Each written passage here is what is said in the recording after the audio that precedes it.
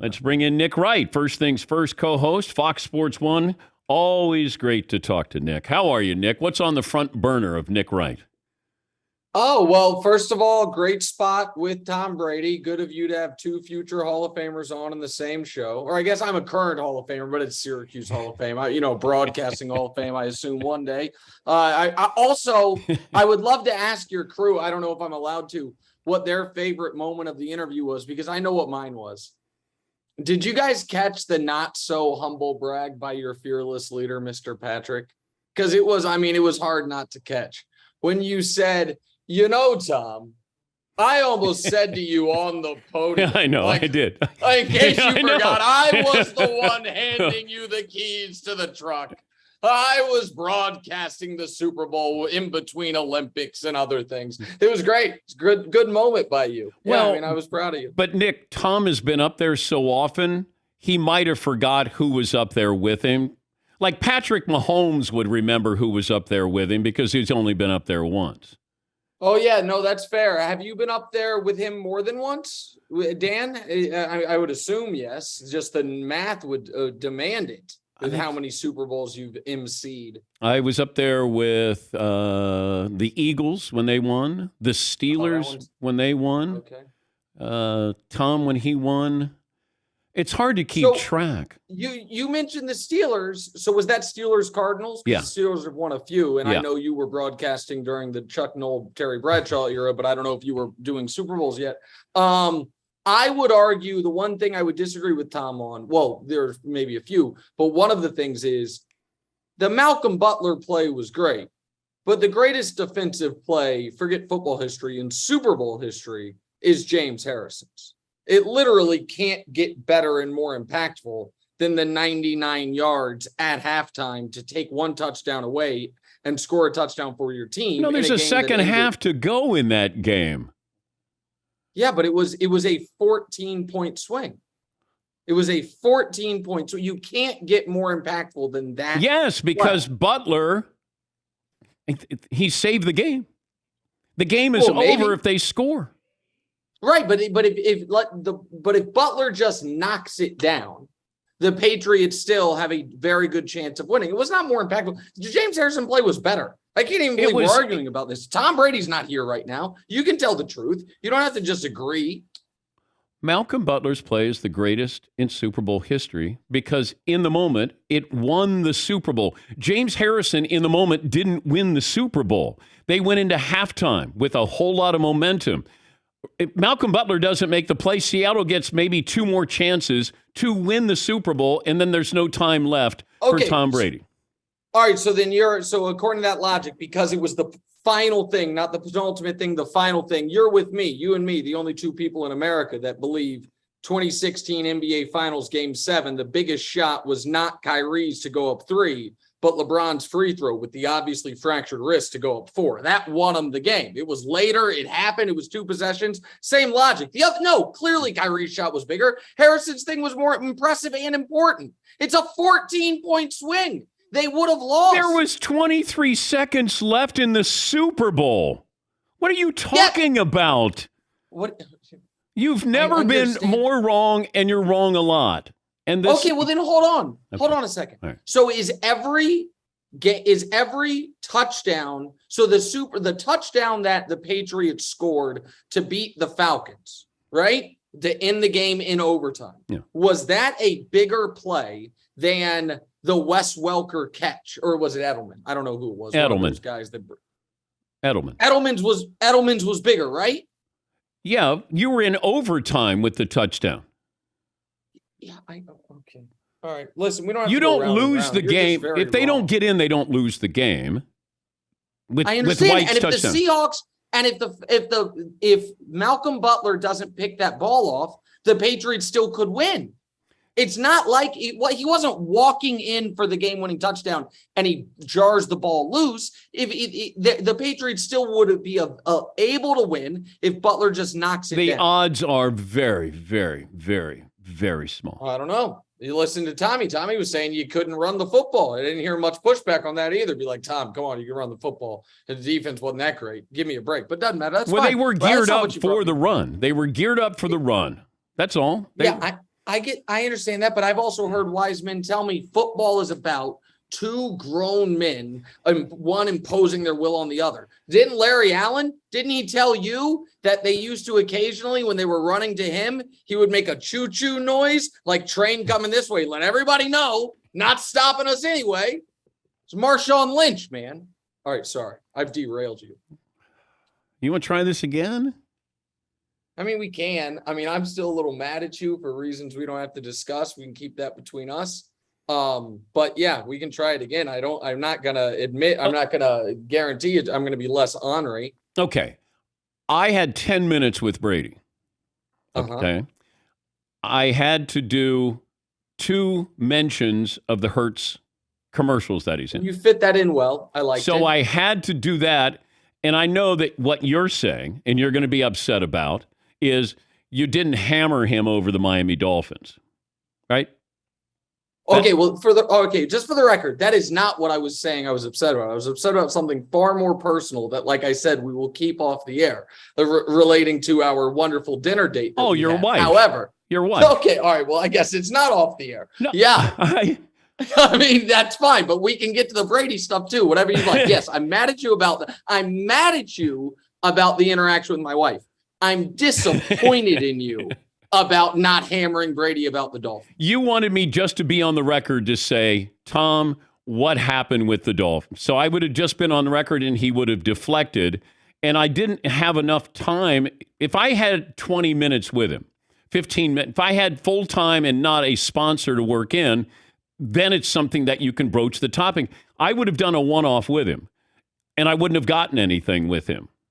Even though you're Dan Patrick. I didn't have You handed him the keys to the truck. I did. He has respect for you. I did. You're not somebody from the Sun Sentinel who he's going to give, just pablum to. He might say, you know what, Dan?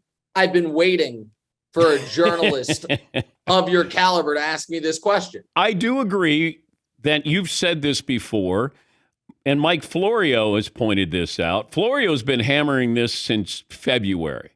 And he's been right with it, but because Shefty didn't report it, it feels like it kind of floated away. And do I think it's real? Yes. Sean Payton, that he was going to be the coach. What was going to happen to Tua? What would be trade compensation for the Saints with Sean Payton? What would be trade compensation with Brady? There's a lot that goes into it. Absolutely. Do I think Brady wanted to play for the Dolphins because he wanted to be part owner? Yes, I do. Absolutely. It was derailed by Brian Flores, the lawsuit there.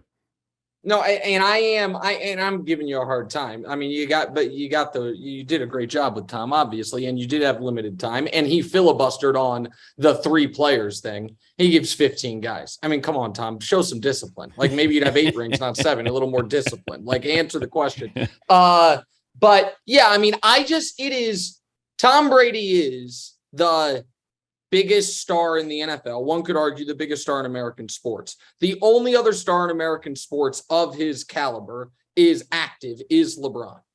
And if LeBron fake retired from the Lakers to spend time with Bronny and Savannah, and then 6 weeks later came back, and then we found out it was because he was trying to join the Mavericks, like I feel like it would lead some shows for a few years, as opposed to just like, no matter, I don't care who reported it. But yeah, I mean, I agree. I agree. I've been disappointed in how the networks, and I'm on a network, so we could have talked about it more. Have not made this like, wow, that is a wild story.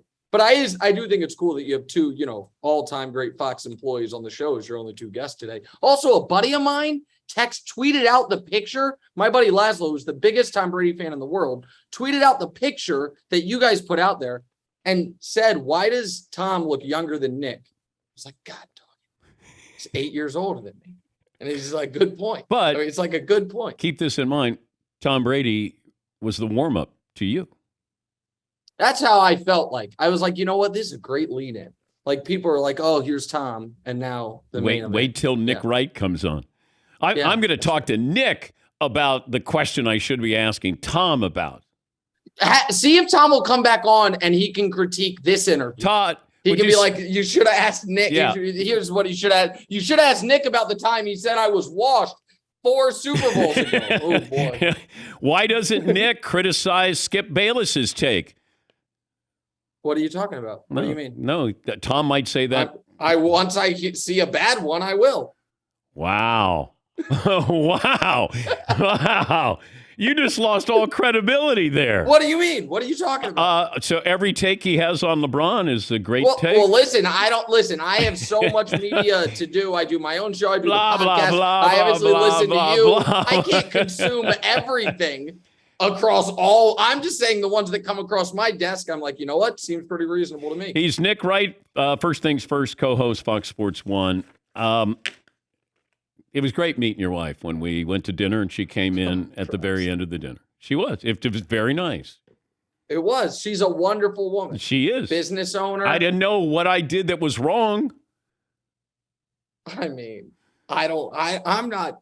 Okay, you've opened this door, so now I just assume we can walk through it. Okay. I mean, I think at some point you implied that you could buy her a fine piece of jewelry if she'd hang out a little bit longer. Okay. I think at one point, yeah, go ahead. Okay, I guess we've opened up the door. Yeah, we've opened up the door. And you wear a fake Breitling on First Okay, Things First. Okay? You what a son of a bitch. You said you bought 3 fake Breitlings. Correct? Okay. And one real one for her. For her. Hers is real. Mine that I only wear on television is what we call a high quality knockoff. Fake. A fake. A high quality. So you are confirming the story. Well, I'm not going to lie to the audience. I didn't expect. Wow, You just said. I mean, I was guarding against the left hook, and you came in with the right uppercut. Like I thought I knew where you were going to go with this. But no. Instead, you went straight to pocket shaming. You basically called me a broke boy on television. I just said, look, if your wife needed a Breitling, yeah, come to daddy. Wow. Are we on the air? No, we're not. Are you drunk? No, we're not. What's happening? No, you opened the door. I didn't mean to open the door. I said I was mad at you for something that would stay off the air. You then assumed I was mad at your shoddy journalism. Instead, I was mad at your lack of decorum. And now we're there. This point, you know what? At this point, forget a Breitling. Because of these last 4 minutes, I think at the very least, you've got to get her a cameo or an extra thing in the next Sandler flick. Okay. I think she'd look good on the silver screen. I think that could work. You know what? As photogenic as your wife is, I think that I could do that. I think you could. I did hug Nick's wife, but for a long time. It was a elongated hug. I think I called her gorgeous, too. Hey, gorgeous, when she came up to the table. I just thought it was a fan. A fan? I thought, because she didn't acknowledge you, and she acknowledged me. She went, hi. She was excited. She was excited to meet you, Dan. She's only human. That's true. She's only human. Okay. Before I let you go. When did you come to the realization that you were going to change your finals pick from the Golden State Warriors to the Boston Celtics? When I'll tell you the exact moment. In fact, I can timestamp tell you because I know when I did it, it was 8:33 a.m. the day after the Warriors won game 2. So that next day, the Warriors have just won that game in a blowout. The next day, we are on the air, and I bet on the Celtics to win the title. I was like, we've been talking about it for an hour, and I was like, and so the moment I did that, I'm like, okay, I now just have to, I'm not going to, again, as proven by this entire interview, I am nothing if not honest. I'm not going to literally bet on one team and then come on television and act like I don't think they're going to win. Now, I have put myself in the position to potentially be wrong multiple times here, and that's less than ideal. And my freezing cold Andrew Wiggins take was being sent to me in honest to God in Hebrew after this last game. It's gone international. I am getting attacked from multiple continents for one bad take. So none of it's great, but that's when it happened. I was like, if I'm going to bet the Celtics, I should probably just say on TV, I think the Celtics are going to win. That's what happened. Got a text from the West Bank here, and yeah, it wasn't great, man. Whenever someone has a screenshot of an old take of you and their tweet, it says beneath it, translate tweet ? You're like, oh Christ, this is not great. So but if the Celtics come back, it's a nice victory lap for you.